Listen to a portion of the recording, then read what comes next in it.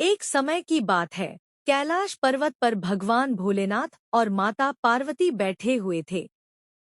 माता पार्वती ने एक जिज्ञासा भरे स्वर में भगवान शिव से पूछा, हे प्रभु, संसार में बहुत से लोग कड़ी मेहनत करने के बावजूद कष्ट झेलते हैं। कभी कभी तो ऐसा प्रतीत होता है कि उनकी परेशानियां बिना कारण ही हैं। क्या यह उनके पूर्व जन्म के कर्मों का परिणाम है? भगवान शिव गंभीर स्वर में उत्तर देते हैं, पार्वती, प्रत्येक व्यक्ति अपने जीवन में जो भी अनुभव करता है वह उसके पिछले जन्मों के कर्मों का परिणाम होता है। मनुष्य अपने किए गए पापों का फल वर्तमान जीवन में भुगतता है और कभी कभी उन्हें पूर्व जन्म के कर्जों को भी चुकाना पड़ता है। माता पार्वती और अधिक जानने की उत्सुकता से पूछती हैं, हे भोलेनाथ, कौन से ऐसे पाप होते हैं जिनके कारण मनुष्य को पूर्व जन्म का कर्ज चुकाना पड़ता है? भोलेनाथ का उत्तर, भगवान शिव ने कहा, मनुष्य के पाप कई रूपों में होते हैं और उन्हें 3 मुख्य श्रेणियों में बांटा जा सकता है। जब ये पाप अत्यधिक हो जाते हैं तो उसे अगले जन्म में उनका फल भुगतना पड़ता है। ये 3 मुख्य पाप हैं।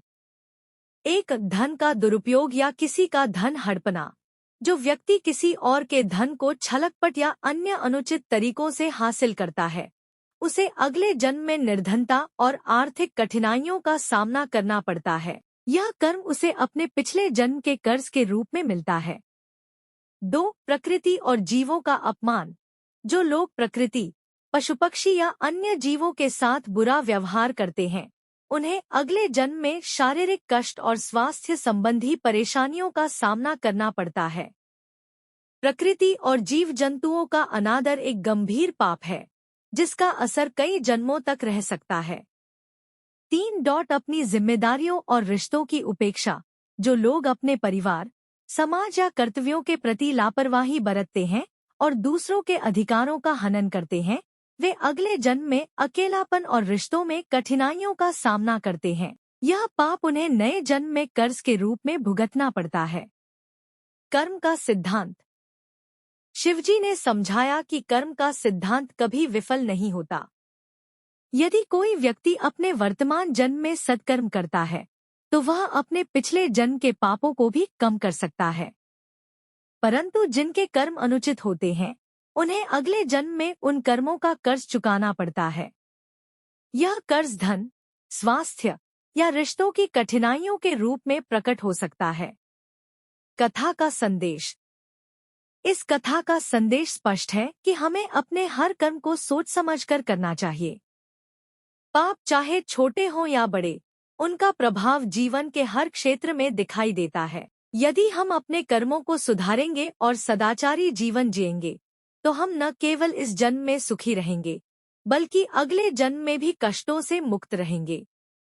कहानी, पूर्व जन्म का कर्ज और मनुष्य के पाप। कैलाश पर्वत का वातावरण। एक दिन भगवान भोलेनाथ अपने कैलाश पर्वत पर माता पार्वती के साथ विराजमान थे। चारों ओर शांत वातावरण था, ठंडी हवाएं बह रही थी और कैलाश पर्वत की बर्फीली चोटियां भगवान शिव की दिव्यता को प्रकट कर रही थी। माता पार्वती ने शिवजी से एक गूढ़ प्रश्न पूछा, प्रभु, कई लोग जीवन में बहुत कष्ट और दुख झेलते हैं, क्या ये सब उनकी पिछले जन्म के कर्मों का परिणाम है?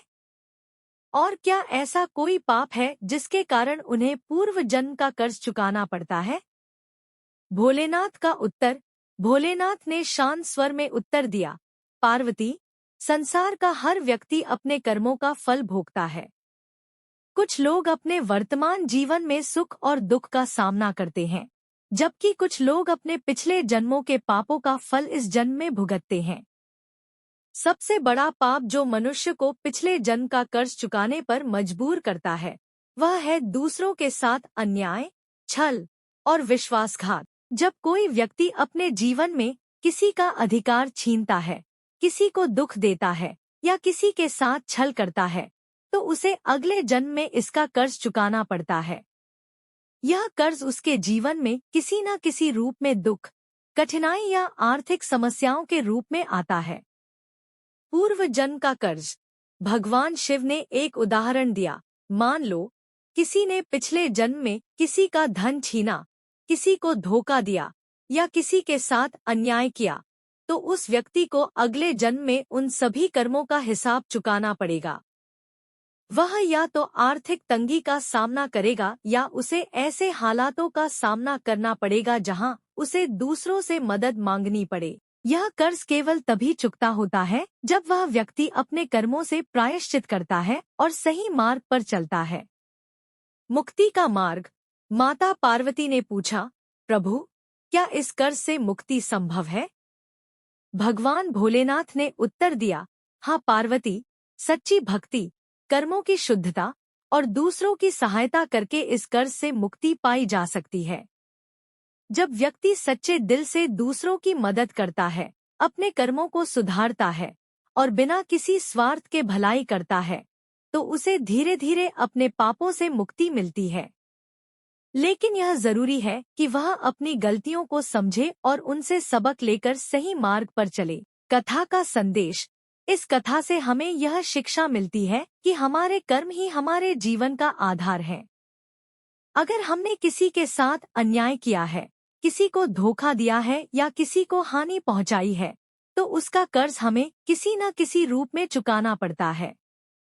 लेकिन अगर हम सही मार्ग पर चलें, सच्चे हृदय से दूसरों की मदद करें और अपने कर्मों को सुधारें, तो हमें उस कर्ज से मुक्ति मिल सकती है। कथा, पूर्व जन्म का कर्ज और भगवान भोलेनाथ का उपदेश।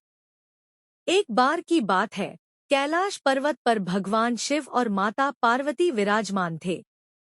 माता पार्वती ने भगवान शिव से एक गूढ़ प्रश्न पूछा, प्रभु, संसार में अनेक लोग जीवन में असहनीय कष्टों का सामना करते हैं। वे कठिन परिश्रम करते हैं, परंतु फिर भी उन्हें सुख नहीं मिलता। क्या यह उनके पूर्व जन्म के कर्मों का फल है? और क्या मनुष्य पूर्व जन्म के पापों का कर्ज इस जीवन में चुका रहा होता है?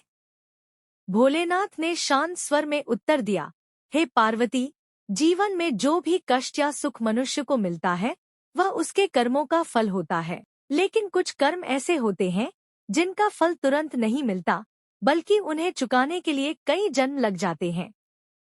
यह कर्ज पूर्व जन्मों के पापों का होता है। जब मनुष्य अपने जीवन में अधर्म, अन्याय, हिंसा या किसी के प्रति क्रूरता करता है, तो वह पापों का ऋणी बन जाता है। पाप और कर्म का चक्र। भगवान शिव ने समझाया, कई बार मनुष्य जानबूझकर या अनजाने में ऐसे पाप कर बैठता है जो उसे अगले जन्मों तक बोझ बनकर ढोने पड़ते हैं। यह कर्ज उस समय तक नहीं उतरता जब तक वह उन पापों का प्रायश्चित नहीं करता या पुण्य कर्म नहीं करता। जैसे एक अहंकार और अधर्म। जो मनुष्य अपने अहंकार के कारण दूसरों का अपमान करता है या अधर्म का मार्ग अपनाता है, वह अपने जीवन में दुखों का सामना करता है। ऐसे लोग अगले जन्म में कर्ज के रूप में उन दुखों को चुकाते हैं। 2. हिंसा और क्रूरता। जो व्यक्ति अपने स्वार्थ के लिए दूसरों को नुकसान पहुंचाता है, हिंसा करता है या निर्दोष प्राणियों को कष्ट देता है, उसे अगले जन्म में वही कष्ट भुगतने पड़ते हैं। यह उसका पूर्व जन्म का कर्ज होता है। 3. धन का गलत उपयोग। जो लोग धन का दुरुपयोग करके अन्याय करते हैं, गरीबों का शोषण करते हैं या पराई संपत्ति हड़पते हैं, उन्हें अगले जन्म में गरीबी और तंगहाली का सामना करना पड़ता है। मनुष्य का उद्धार कैसे हो? माता पार्वती ने पूछा, प्रभु, यदि किसी ने पूर्व जन्म में पाप किए हों, तो वह इस जीवन में उनसे मुक्ति कैसे पा सकता है? भोलेनाथ ने उत्तर दिया, पार्वती, पाप से मुक्ति का एक ही मार्ग है, सच्चे हृदय से प्रायश्चित करना और पुण्य कर्मों का मार्ग अपनाना। मनुष्य को चाहिए कि वह सच्चाई, ईमानदारी, दया और सेवा का जीवन जिए। जब मनुष्य निष्कपट होकर दूसरों की मदद करता है, ईश्वर की भक्ति करता है और अपने कर्मों के प्रति जागरूक रहता है, तो धीरे धीरे उसके पापों का कर्ज उतरने लगता है। कथा का संदेश। कथा हमें यह सिखाती है कि हमारे जीवन के कष्ट और संघर्ष सिर्फ वर्तमान कर्मों का परिणाम नहीं होते, बल्कि हमारे पूर्व जन्मों के कर्मों का भी असर होता है। भोलेनाथ का उपदेश है कि हमें अपने कर्मों का ध्यान रखना चाहिए और सदा धर्म का पालन करना चाहिए। सच्ची भक्ति, सेवा और प्रायश्चित से हम अपने पापों के कर्ज से मुक्त हो सकते हैं और अगले जन्मों में सुख प्राप्त कर सकते हैं। कहानी, पूर्व जन्म का कर्ज और भोलेनाथ का उपदेश। कैलाश पर्वत पर भगवान शिव अपने ध्यान में बैठे थे। तभी एक भक्त, जिसका नाम मोहन था, भोलेनाथ के दर्शन करने वहां पहुंचा। वह कई दिनों से मानसिक और शारीरिक कष्टों का सामना कर रहा था और जानना चाहता था कि उसकी परेशानियों का कारण क्या है। मोहन ने शिवजी से प्रार्थना की, हे भोलेनाथ, मेरे जीवन में इतनी तकलीफें क्यों आ रही हैं? मैं हमेशा धर्म के मार्ग पर चला हूँ, फिर भी मेरे दुख खत्म नहीं हो रहे। क्या यह किसी पाप का परिणाम है? भगवान शिव ने अपनी आंखें खोली और मोहन की ओर देखते हुए कहा, वत्स, हर जीवात्मा को अपने कर्मों का फल भोगना पड़ता है। यह संसार कर्मों का खेल है। जो भी व्यक्ति पाप या पुण्य करता है, उसका प्रभाव न केवल इस जन्म में बल्कि अगले जन्मों तक भी होता है। तुम्हारी परेशानियों का कारण तुम्हारे पूर्व जन्म के कर्म हैं। मोहन ने व्याकुल होकर पूछा, हे महादेव, क्या आप मुझे यह बता सकते हैं कि मैंने ऐसा कौन सा पाप किया है जिसके कारण मुझे इस जन्म में यह कर्ज चुकाना पड़ रहा है? शिवजी का उपदेश। भोलेनाथ ने अपनी दिव्य दृष्टि से मोहन के पूर्व जन्मों का अवलोकन किया और बोले, पिछले जन्म में तुमने कई अच्छे काम किए, लेकिन तुमसे एक बहुत बड़ा पाप भी हो गया था। तुमने किसी जरूरतमंद की मदद करने से मना कर दिया था, जबकि तुम सक्षम थे। वह व्यक्ति तुम्हारे कारण कष्ट में रहा और समय से पहले उसका जीवन समाप्त हो गया। उसके दुख और असमय मृत्यु का कारण तुम्हारे कर्म बने और आज वही कर्म तुम्हारे जीवन में कर्ज के रूप में प्रकट हो रहे हैं। मोहन को यह सुनकर दुख हुआ और उसने भोलेनाथ से पूछा, प्रभु, क्या मैं इस कर्ज से मुक्त हो सकता हूँ? क्या इसका कोई उपाय है? शिवजी का समाधान। भगवान शिव ने मोहन को शांत करते हुए कहा, वत्स, हर पाप का प्रायश्चित है। तुम अगर सच्चे हृदय से सेवा और दान का मार्ग अपनाओगे, जरूरतमंदों की मदद करोगे और अपने अंदर करुणा व दया को स्थान दोगे, तो धीरे धीरे तुम्हारे पाप क्षीण हो जाएंगे। कर्म का कर्ज केवल अच्छे कर्मों के द्वारा ही चुकाया जा सकता है। हर मनुष्य को यह समझना चाहिए कि उसकी प्रत्येक क्रिया का प्रभाव न केवल इस जन्म पर बल्कि आने वाले जन्मों पर भी पड़ता है। इसलिए सदैव धर्म और सत्य के मार्ग पर चलने का प्रयास करो। मोहन ने भोलेनाथ के चरणों में सिर झुकाया और आशीर्वाद लिया। वह अपने जीवन में सेवा और करुणा के साथ आगे बढ़ा और धीरे धीरे उसके जीवन से दुखों का अंत हुआ। कहानी का संदेश। यह कहानी हमें यह सिखाती है कि हमारे पिछले जन्मों के कर्म ही हमारे वर्तमान जीवन की परिस्थितियों का निर्माण करते हैं। अगर हम किसी के साथ बुरा करते हैं तो उसका फल हमें किसी न किसी रूप में चुकाना पड़ता है, लेकिन सच्चे हृदय से प्रायश्चित और अच्छे कर्मों के माध्यम से हम अपने कर्ज से मुक्त हो सकते हैं। जीवन में हमेशा धर्म, करुणा और सेवा का मार्ग अपनाना चाहिए ताकि हमें और हमारे आसपास के लोगों को सुख और शांति प्राप्त हो सके। कथा, पूर्व जन्म का कर्ज और भोलेनाथ की सीख। एक बार कैलाश पर्वत पर भगवान भोलेनाथ ध्यान में लीन थे। माता पार्वती भी उनके साथ वहां उपस्थित थी। तभी वहां एक वृद्ध व्यक्ति आया जो अत्यंत दुखी और चिंतित था। वह भोलेनाथ के चरणों में गिरकर कहने लगा, हे महादेव, मेरे जीवन में निरंतर कठिनाइयां आ रही हैं। मेरे हर प्रयास असफल हो जाते हैं और मुझ पर इतना कर्ज हो गया है कि मैं उसे चुका नहीं पा रहा। आखिर यह सब मेरे साथ क्यों हो रहा है? भगवान भोलेनाथ का उत्तर। भोलेनाथ ने अपनी गहरी दृष्टि से वृद्ध को देखा और उसकी पीड़ा का कारण समझ गए। वे मुस्कुराते हुए बोले, वत्स, तुम्हारे जीवन में जो कठिनाइयां और कर्ज की स्थिति उत्पन्न हुई है, उसका कारण तुम्हारा वर्तमान जीवन नहीं, बल्कि पूर्व जन्म का पाप है। मनुष्य को अपने कर्मों का फल अवश्य भोगना पड़ता है, चाहे वह इस जीवन में हो या अगले जन्म में। वृद्ध ने विनम्रता से पूछा, हे प्रभु, ऐसा कौन सा पाप है जिसके कारण मुझे यह कर्ज और कष्ट भोगना पड़ रहा है? भोलेनाथ की सीख। भोलेनाथ ने उसे बताया, तुमने अपने पूर्व जन्म में धन का अनुचित उपयोग किया था। तुमने अपने धन का दुरुपयोग करते हुए गरीबों और जरूरतमंदों की मदद नहीं की, बल्कि उसे दिखावे और स्वार्थी कार्यों में खर्च किया। जो धन ईश्वर द्वारा दिया गया है, उसका सही उपयोग करना मनुष्य का धर्म है। धन का संचय या उसका गलत उपयोग करने से व्यक्ति भविष्य में कर्ज और कष्टों का सामना करता है। भोलेनाथ ने आगे कहा, मनुष्य अपने कर्मों से ही अपने भाग्य का निर्माण करता है। यदि तुमने अपने धन से अच्छे कर्म किए होते, जरूरतमंदों की सहायता की होती, तो आज तुम इस स्थिति में नहीं होते। पूर्व जन्म के कर्मों का कर्ज तुम्हें इस जन्म में चुकाना पड़ रहा है। कर्ज से मुक्ति का उपाय। वृद्ध ने निराश होकर पूछा, हे महादेव, क्या इस कर्ज से कोई मुक्ति का उपाय है? भोलेनाथ ने उसे सांत्वना दी और कहा, कर्ज से मुक्ति का एक ही उपाय है, सच्चे हृदय से सेवा और दान करना, दूसरों की मदद करना, अपने कर्मों को सुधारना और सच्चाई के मार्ग पर चलना। अगर तुम अपने जीवन में निस्वार्थ भाव से लोगों की सेवा करोगे, तो धीरे धीरे तुम्हारा कर्ज उतर जाएगा। ईश्वर को सच्चे मन से याद करो और अपने पिछले पापों का प्रायश्चित करो। इससे तुम्हें इस जन्म के कष्टों से मुक्ति मिलेगी और अगले जन्म में सुखद जीवन प्राप्त होगा। वृद्ध ने भोलेनाथ के चरणों में प्रणाम किया और उनके बताए मार्ग पर चलने का संकल्प लिया। वह अपने जीवन में सेवा, दान और परोपकार के कार्यों में जुट गया और धीरे धीरे उसके जीवन की कठिनाइयां समाप्त होने लगी। कथा का संदेश।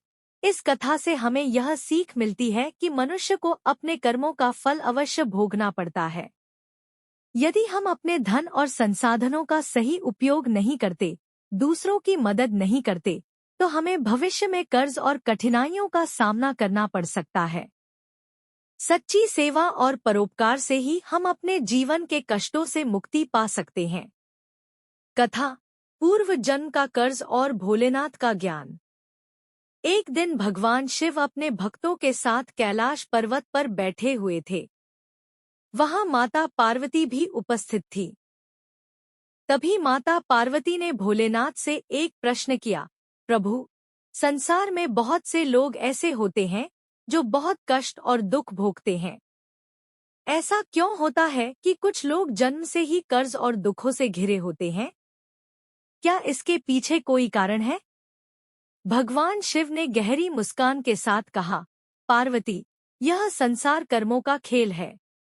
जो भी कर्म हम इस जीवन में करते हैं, वे हमारे अगले जन्म का आधार बनते हैं। लोग सोचते हैं कि उनका वर्तमान जीवन दुखों से भरा है, लेकिन यह उनके पूर्व जन्म के पापों का परिणाम होता है। कर्म का सिद्धांत। भगवान शिव ने समझाया, मनुष्य जब अपने जीवन में गलत कार्य करता है, चाहे वह किसी के साथ अन्याय करे, किसी की संपत्ति हड़पे, किसी को धोखा दे या फिर अहंकार और क्रोध में आकर दूसरों को कष्ट दे, तो वह एक प्रकार से कर्ज इकट्ठा कर रहा होता है। यह कर्ज केवल धन का नहीं, बल्कि पापों का होता है। इन पापों का परिणाम उसे अगले जन्म में भोगना पड़ता है। माता पार्वती ने पूछा, प्रभु, क्या मनुष्य इस कर्ज से बच सकता है? क्या कोई ऐसा उपाय है जिससे वह अपने जीवन में शांति पा सके? भगवान शिव ने उत्तर दिया, यदि मनुष्य सच्चे हृदय से अपने पापों का प्रायश्चित करे, दूसरों की सेवा करे, अपने अहंकार और क्रोध का त्याग करे और भक्ति मार्ग पर चले, तो वह अपने पापों का भार कम कर सकता है। लेकिन इसके लिए उसे यह समझना होगा कि यह संसार अस्थायी है और यह केवल कर्म ही सच्चा साथी है। पूर्व जन्म का कर्ज। भगवान शिव ने एक कहानी सुनाई। एक व्यक्ति पिछले जन्म में बहुत धनवान था, परंतु उसने गरीबों का शोषण किया, जरूरतमंदों की मदद नहीं की और अपने धन का उपयोग केवल अपने सुखों के लिए किया। उसने अपने कर्मों के कारण भारी पापों का कर्ज अपने ऊपर ले लिया। अगले जन्म में वह गरीब और दुखी पैदा हुआ और उसे अपने पूर्व जन्म के कर्ज का भुगतान करना पड़ा। उसके जीवन में दुख इसलिए थे क्योंकि उसने पहले दूसरों के साथ अन्याय किया था। कथा का संदेश। भोलेनाथ ने अंत में कहा, मनुष्य को यह समझना चाहिए कि उसके जीवन का हर कष्ट उसके पूर्व जन्म के कर्मों का परिणाम हो सकता है, इसलिए उसे सदा अच्छे कर्म करने चाहिए, दूसरों की मदद करनी चाहिए और ईश्वर की भक्ति में लीन रहना चाहिए। यही एकमात्र मार्ग है जिससे वह अपने पापों के कर्ज से मुक्त हो सकता है और अगले जन्म में सुख और शांति पा सकता है। कथा का उपदेश। यह कथा हमें यह सिखाती है कि मनुष्य को अपने कर्मों के प्रति सदैव जागरूक रहना चाहिए। हर बुरा कार्य उसे कर्ज में डालता है जिसे वह अगले जन्म में भोगता है। इसलिए हमें सदा सच्चाई, दया और ईश्वर की भक्ति के मार्ग पर चलना चाहिए ताकि हम अपने जीवन को और अगले जन्म को कष्टों से मुक्त कर सकें।